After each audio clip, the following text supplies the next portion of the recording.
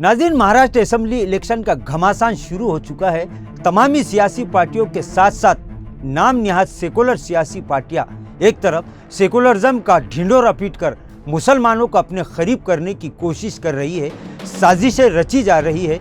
मुसलमानों को एक मंसूबाबंद साजिश के तहत सियासी तौर पर यतीम और लाचार करने के बाद ये सेकुलर सियासी पार्टियां फिर एक मर्तबा महाराष्ट्र असेंबली इलेक्शन में मुसलमानों को बेवकूफ़ बनाने के लिए मैदान में निकल चुकी है और दीगर पार्टियों को बुरा भला कहकर अपना उल्लू सीधा करने के फिराक में है। लेकिन अब महाराष्ट्र के मुसलमान इस मर्तबा यानी 2024 के असेंबली इलेक्शन में महाविकास आघाड़ी के साथ है या फिर किसी और पार्टी या फिर MIM के साथ, इसी सिलसिले में पेश है ABN महाराष्ट्र की एक स्पेशल रिपोर्ट।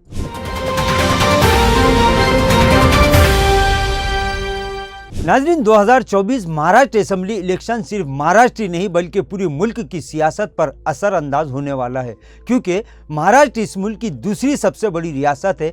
वहीं समाजों की आबादी की अगर बात हो तो महाराष्ट्र में मुसलमान दूसरी सबसे बड़ी आबादी है। यानी ये कहा जाए तो गलत नहीं होगा कि महाराष्ट्र में मुसलमानों ही से महाराष्ट्र असेंबली के इख्तिदार का रास्ता गुजरता है। तकरीबन 1.5 करोड़ मुसलमान इस बार इस बात की उम्मीद कर रहे थे कि लोकसभा में मुसलमानों को सियासी तौर पर दफन करने वाली सेकुलर सियासी पार्टियां सिर्फ और सिर्फ मुसलमानों के सियासी रहम व करम पर ही लोकसभा इलेक्शन के बाद मजबूत अपोजिशन बनकर उभरी है। इस बात को राहुल गांधी, बड़े मुल्की सतह के नेताओं के साथ साथ शरद पवार, उद्धव ठाकरे ने भी कबूल किया है।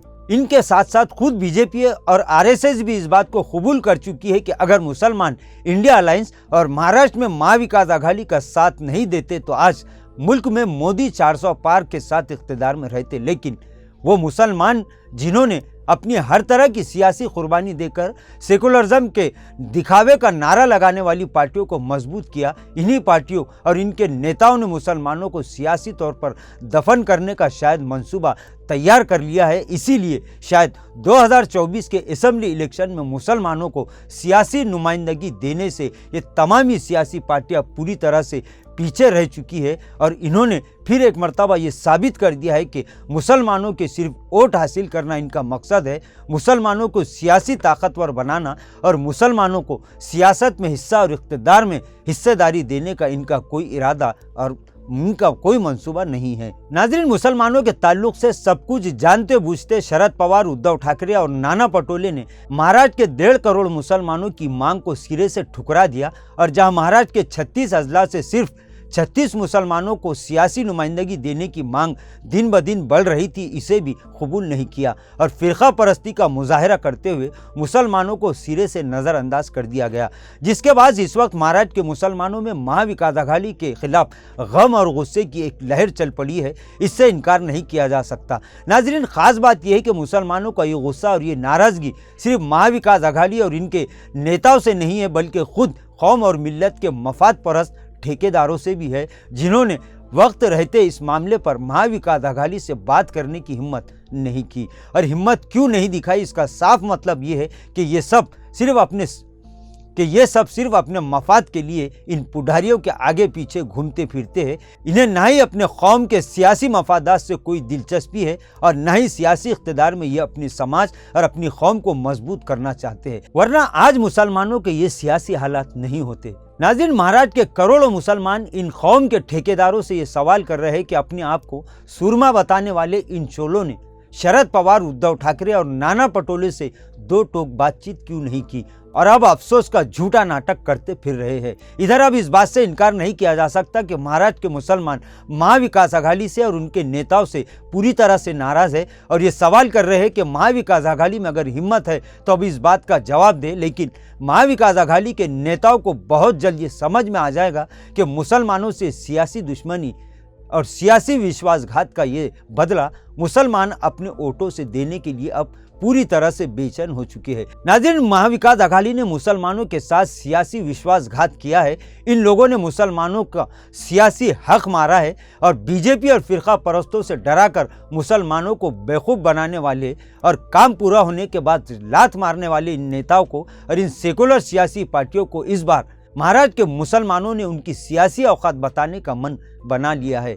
इसके लिए मुसलमान नहीं बल्कि खुद धोखेबाज सियासी पार्टियां हैं। नाज़रीन, महाराष्ट्र के मुसलमानों का ये कहना है कि एक बार फिर 2014 की सियासी तस्वीर सामने आ सकती है और महाराष्ट्र में महाविकास अघाड़ी का बेड़ा गर्क हो सकता है। अवाम का कहना है कि इन्हें मालूम होना चाहिए कि मुसलमान जब किसी बात की ठान लेता है तो फिर वो अंजाम से नहीं डरता। इधर अब सवाल ये है कि महाराष्ट्र का मुसलमान इस मर्तबा यानी 2024 के असेंबली इलेक्शन में अब किस पार्टी के साथ है और किस पार्टी का साथ देने के लिए ये लोग अब सियासी बिसात बिछाना शुरू कर चुके हैं, महाविकास अघाड़ी या फिर MIM। नाज़रीन, इस वक्त ये सवाल पूरे महाराष्ट्र के अवाम के बीच गश्त कर रहा है कि इस बार महाराष्ट्र के करोड़ों मुसलमान महाविकास अघाड़ी का साथ देंगे या फिर किसी और पार्टी को अपनाएंगे। महाराष्ट्र के मुसलमानों की जो सियासी हालत है इसके लिए महाविकास अघाड़ी जिम्मेदार है और इस इलेक्शन का नतीजा जो आएगा इसके लिए भी महाविकास अघाड़ी और उनके रंग बदलने वाले ये नेता रहेंगे। असेंबली इलेक्शन का अब सियासी मुकाबला शुरू हो चुका है और ऐसा महसूस हो रहा है कि अब चाहे महाराष्ट्र के मुसलमान हो या फिर औरंगाबाद शहर और ज़िला के वो सेकुलर पार्टियों के नेता, अब किसी हाल में महाराष्ट्र के मुसलमान इन नेताओं को घास डालने के लिए तैयार नहीं है। और ऐसा कहा जा रहा है कि जब इन्हें मुसलमानों से इतनी एलर्जी है तो फिर हाथों में कटोरा लेकर वो मुसलमानों से वोटों की भीख क्यों मांग रहे हैं।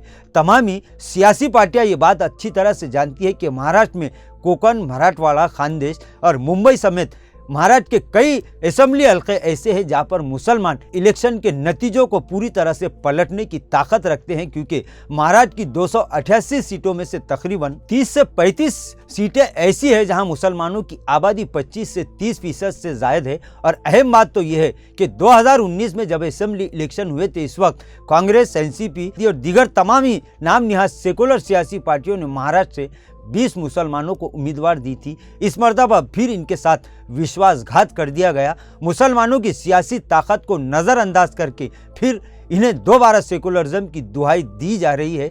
फिर इन्हें बीजेपी और दीगर सियासी पार्टियों और फिरका परस्त ताकतों से डराया जा रहा है। फिर इन्हें यह बताने की कोशिश की जा रही है कि सिवाय सेकुलर पार्टियों के इस मुल्क और महाराष्ट्र में मुसलमानों के पास दूसरा कोई सियासी मुतबादिल नहीं है। लेकिन शायद इन नाम निहाद मफाद परस्त सेकुलर सियासी पार्टियों और उनके नेताओं और मुखियाओं को ये पता नहीं है कि मुसलमान भीड़ कर खेलने वाली कौम है। वो किसी भी ताकत से डर नहीं सकती और न ही वो किसी की चापलूसी को कबूल कर सकती है। नाज़रीन, महाविकास अघाड़ी का 2024 के असेंबली इलेक्शन में अब ऐसा लग रहा है कि बेड़ा पूरी तरह से गर्क होने वाला है, क्योंकि मुसलमानों के साथ जिस तरह का धोखा इन पार्टियों और उनके नेताओं ने किया है, महाराष्ट्र के मुसलमान इसका जवाब देने के लिए यानी ये कहा जाएगा कि महाविकास अघाड़ी को सबक सिखाने के लिए अब पूरी तरह से तैयार हो चुके हैं। और आने वाली 20 नवंबर को ऐसा लगता है कि महाराष्ट्र के 1.5 करोड़ मुसलमान